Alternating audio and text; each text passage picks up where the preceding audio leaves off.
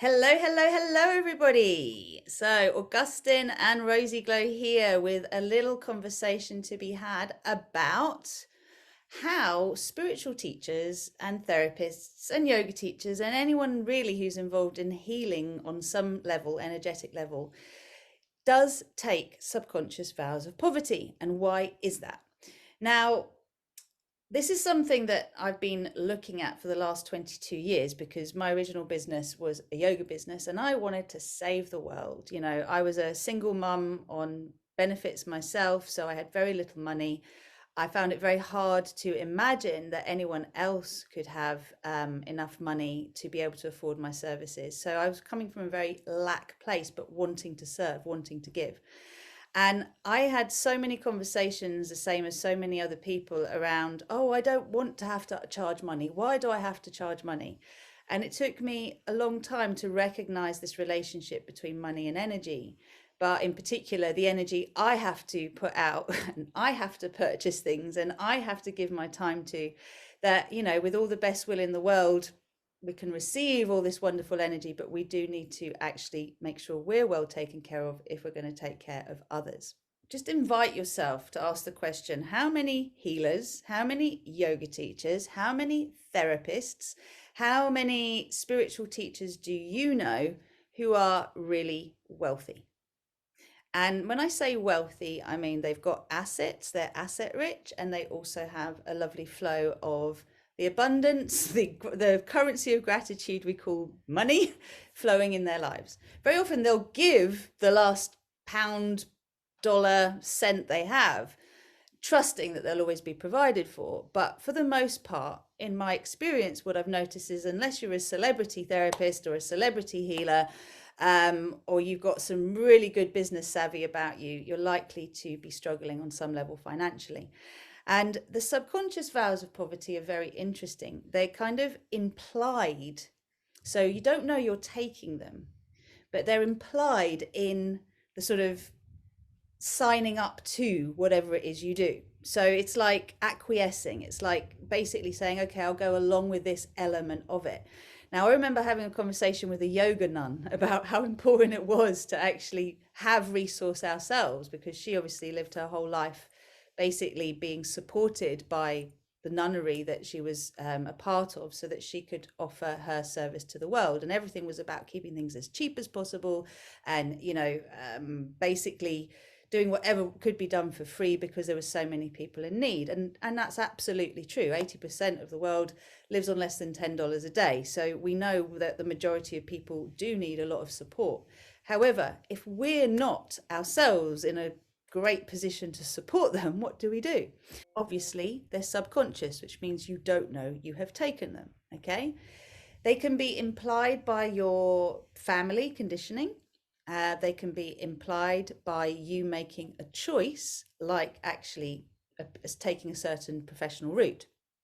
And the thing with it is they do need to be examined, because what they do is they leave us in lack whilst we're trying to connect others to an infinite source. That paradox doesn't work, right?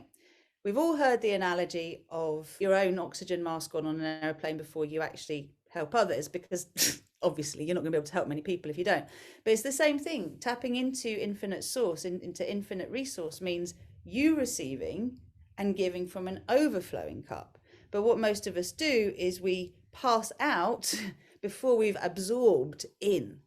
And this is very common as well. I mean, how often do you find healers and yoga teachers and therapists and so forth that spend their lives helping other people, but actually behind closed doors, their own lives aren't that balanced, aren't that great? You know, maybe they're suffering with a health condition, maybe they're in an unhappy relationship, maybe there's struggles in their life beyond money, but typically it's like the wounded healer archetype.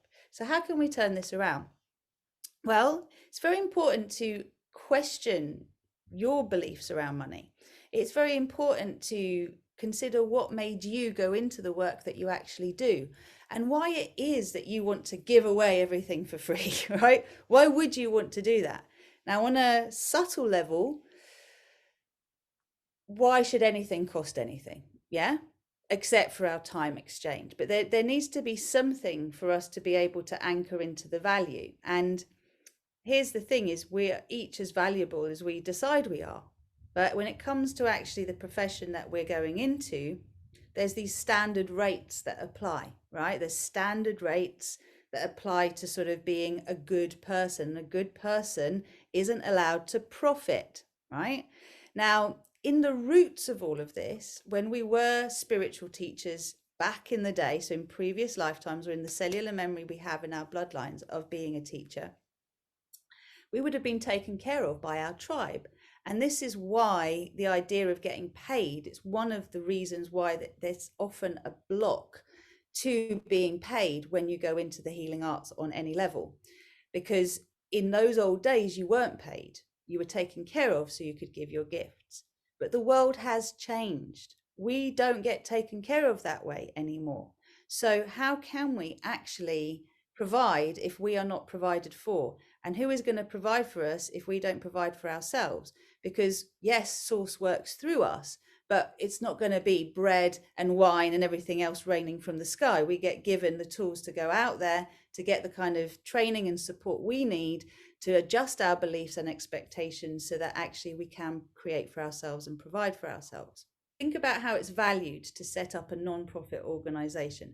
Think about how it's valued to create a social enterprise or a charity. But it's not valued, it's a dirty word, to profit, to have a limited company or for you to receive everything yourself. Yet anyone who runs a business knows how little you get left at the end of the day when you've got to pay everyone else, right?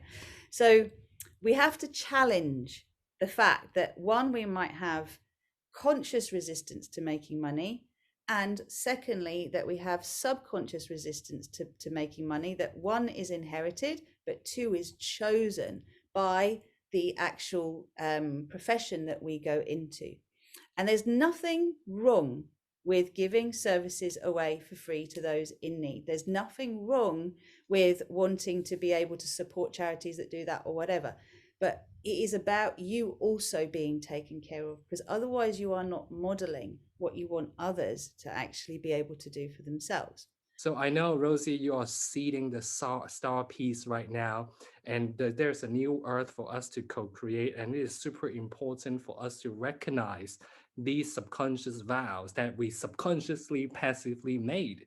So what would be your best advice for people to clear these subconscious vows?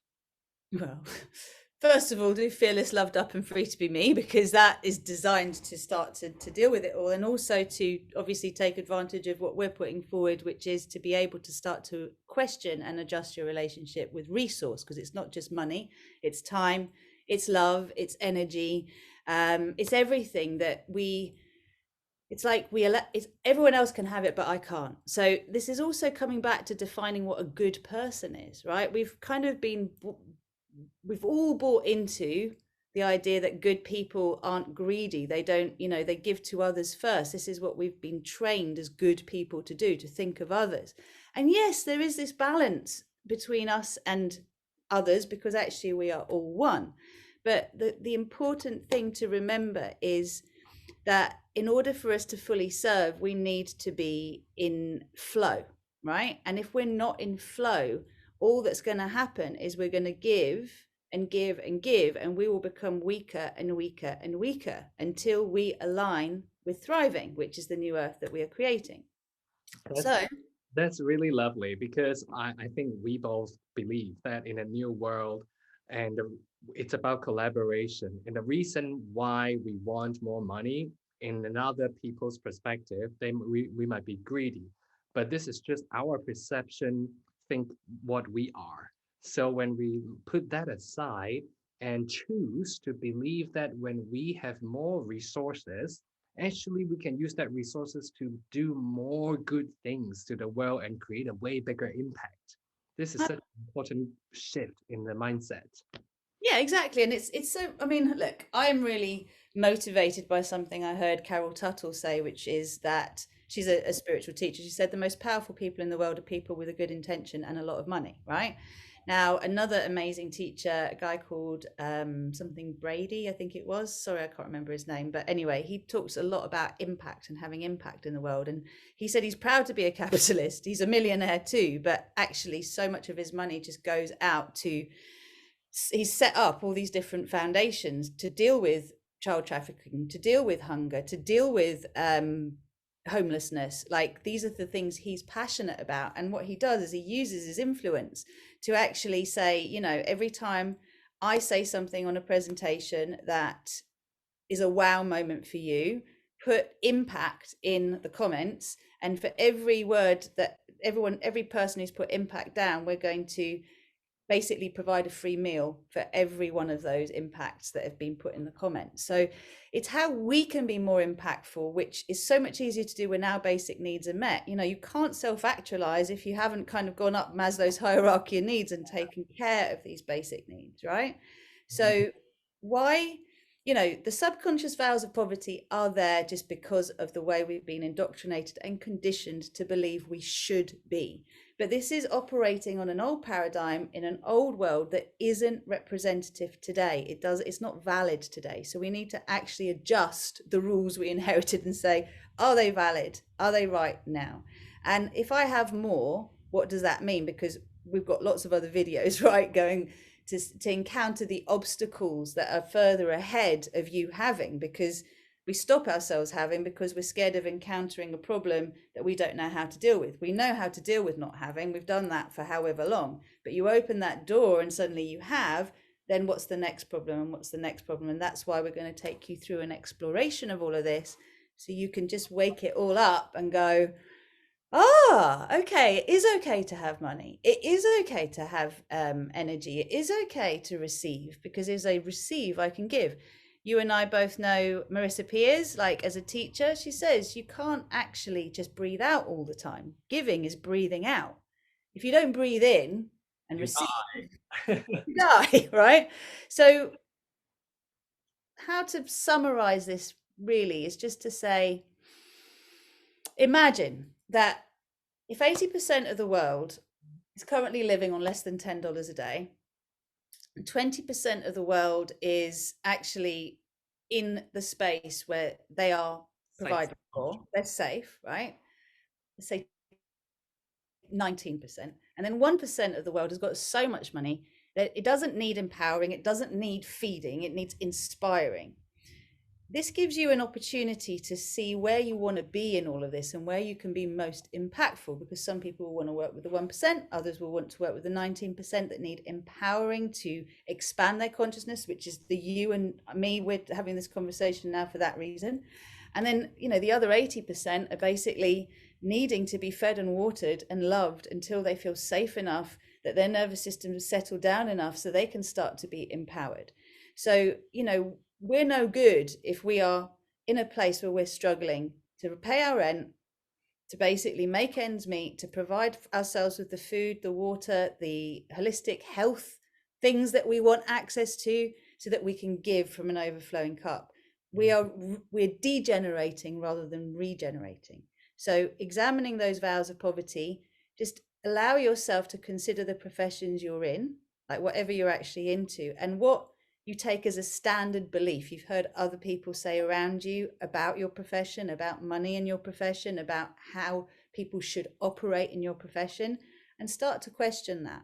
You know, how can I have the most impact is a great way of starting to move your conscious mind from that place where I don't like money, I shouldn't have money, to how can me having money support those who don't. Hey, my friend, thank you so much for tuning in with us today. And if you would like to build a better relationship with money, we would like to invite you to join our free course called Ethical Billionaire Lightworkers. Not only you can bring your juicy questions to our weekly catch-up points, but also we have prepared a series of subconscious reprogramming meditation for you to expand your awareness, and a few modules to help you become a finance master of your life. And I will see you there.